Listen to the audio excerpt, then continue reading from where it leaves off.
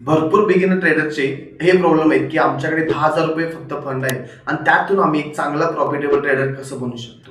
तर मित्रांनो, ह्या व्हिडिओमध्ये आपण 10,000 पासून एक चांगले पैसे कसे कमवणार आहे ह्याबद्दल फुल सगळ्या गोष्टी बघणार आहेत, त्यामुळे व्हिडिओ शेवटपर्यंत नक्की बघा। तर नमस्कार, मी गिरीधर गाडगे, तुमच्या सर्वांचं आजच्या या नवीन इंटरेस्टिंग व्हिडिओमध्ये स्वागत आहे। तर ह्या व्हिडिओमध्ये आपण 10 रूल्स बघणार आहेत, जिथे आपण ह्या रूल फॉलो केलो तर एक चांगला प्रॉफिटेबल ट्रेडर बनू शकतो। त्यातला पहिला रूल हा आहे की ज्यावेळी आपण ट्रेडिंग मध्ये बिगिनिंग करतो त्यावेळी स्टार्टिंग फक्त इक्विटी मध्ये ट्रेडिंग करायचं, एफएनओ ला अवॉइड करायचं। कारण तर दुसरा पॉइंट असा आहे की आपण जर डायरेक्ट एफएनओ मध्ये ट्रेडिंग केलो तर आपला मोठा लॉस होऊ शकतो आणि आपला जो फंड आहे तो लवकर संपू शकतो आणि त्यामुळे आपण पुढे स्ट्रॉंगली ट्रेडिंग करू शकत नाही। म्हणून आपण स्टार्टिंगला एफएनओ ट्रेडिंग अवॉइड करणार आहोत।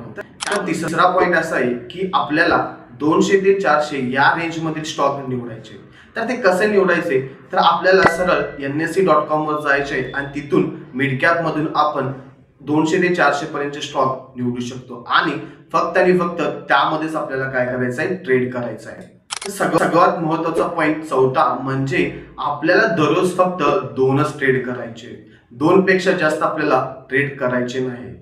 पाचवा पॉइंट जो आहे जिथे आपण रिस्क रिवॉर्ड रेशो आहे तो 1:2 किंवा 1:3 चा यूज करायचा आहे, जेणेकरून आपण एक चांगलं प्रॉफिटेबल ट्रेडर बनू। आणि तुम्हाला रिस्क रिवॉर्ड रेशो म्हणजे काय माहिती नसेल तर तुम्ही माझा मागचा व्हिडिओ पाहू शकता, जिथे मी रिस्क रिवॉर्ड रेशो व्यवस्थितपणे एक्सप्लेन केलेला आहे। सहावा पॉइंट असा आहे की जेव्हा तुम्ही पहिला ट्रेड मध्ये प्रॉफिट करणार आहात त्यानंतर दुसरा ट्रेड तुम्ही ट्राय करू शकता, जेणेकरून तुमचा रिस्क रिवॉर्ड रेशो पण व्यवस्थित राहील आणि तुम्ही एक प्रॉफिटेबल ट्रेडर राहणार आणि तुमचा माइंडसेट व्यवस्थित सेट होईल।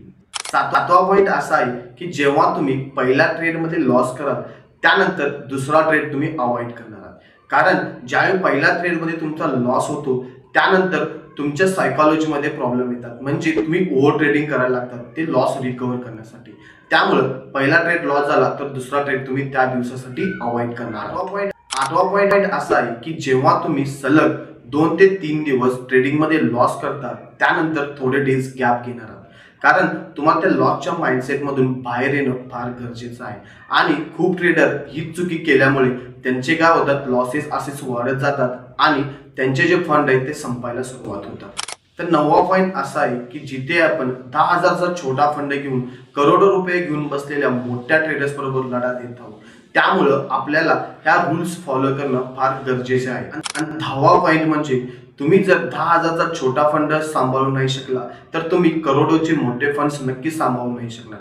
त्यामुळे तुम्हाला ज्यावेळी तुम्ही 10,000 रुपये घेऊन ट्रेड करता त्यावेळी तुम्हाला हे सर्व रूल्स फॉलो करणं फार गरजेचं आहे, जेणेकरून तुम्ही ज्यावेळी तुमच्याकडे मोठा फंड येईल त्यावेळी तुम्ही त्यांना व्यवस्थितपणे हँडल करू शकता। त्यानंतर उरलेले 2 मेन पॉइंट म्हणजे ओव्हर ट्रेडिंग जास्ती करू नका आणि त्याचबरोबर मार्केट बरोबर फाईट करू नका किंवा मार्केटला ईर्ष्या करायला जाऊ नका। तुम्ही जर हे 10 रूल्स फॉलो केलात तर तुम्ही नक्कीच एक प्रॉफिटेबल ट्रेडर बनू शकता आणि भविष्यामध्ये एक तुम्ही चांगला तुमचा स्वतःचा करिअर यामध्ये करू शकता।